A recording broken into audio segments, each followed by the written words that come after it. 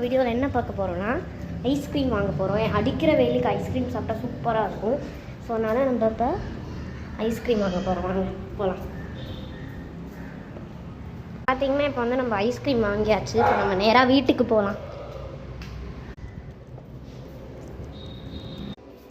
So இப்போ வந்து நம்ம ஐஸ்கிரீம் வாங்கியாச்சு. இதை வந்து நம்ம ஃப்ரிட்ஜில் ட்ரான்ஸ்ஃபர் பண்ணிடலாம். ஏன்னா வந்து நாங்கள் லன்ச் சாப்பிட்டதுக்கப்புறம் தான் சாப்பிட்லான்னு இருக்கோம். ஸோ நம்ம வந்து ஃபஸ்ட்டு இதோட கவர் ஓப்பன் பண்ணிக்கலாம்.